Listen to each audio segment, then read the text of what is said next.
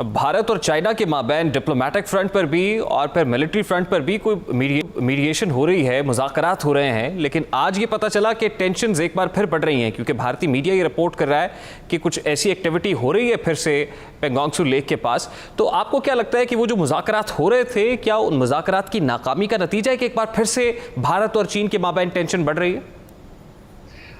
यार मेरे ख्याल में वो कामयाब तो कभी भी नहीं थे और ना ही उसकी उम्मीद होनी चाहिए थी। ये टेंशन एक तरह से बढ़ नहीं रही है, अब यही है। तो वो बयानबाजी आप कह लें या एक ये जो इंडिया, चीन और भारत के दरमियान, लेकिन और दूसरे मुल्कों के दरमियान भी, भारत और चीन और अमेरिका के दरमियान अब टेंशन ऊपर ही रहेगी। उस टेंशन के बीच में कभी गुफ्तगू होगी, लेकिन उस गुफ्तगू का ये मतलब नहीं कि सब भला चंगा है, सब ठीक हो गया। तो मेरे ख्याल में ये बिल्कुल एक एक्सपेक्टेड चीज़ है और हमें ये एक्सपेक्ट करना चाहिए कि ये ऐसा ही होगा। मेरा अपना ख्याल ये है कि थोड़ी देर में दोनों मिलकर कोशिश करेंगे कि थोड़ा सा धीमा हो जाए, लेकिन इसको बिल्कुल धीमा नहीं किया जा सकता। ये अब ऐसा मसला नहीं रहा कि जो बिल्कुल गायब हो जाएगा।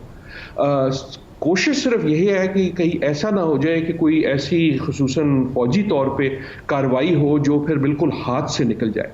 तो मेरे ख्याल में जो हम इस वक्त देख रहे हैं वो एक कशीदगी का जो एक तसलसल है, उस तसलसल में एक थोड़ी सी हमें राइज नजर आई है और हमें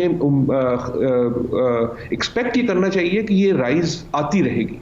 लेकिन डॉक्टर साहब, आपको याद होगा कि जून में भी इस तरह की कशीदगी हुई थी, उस पर भारत की तरफ से खामोशी इख्तियार की गई थी। चीनी मीडिया तो रिपोर्ट कर रहा था लेकिन भारत खामोश था, कोई बयानबाजी नहीं हो रही थी।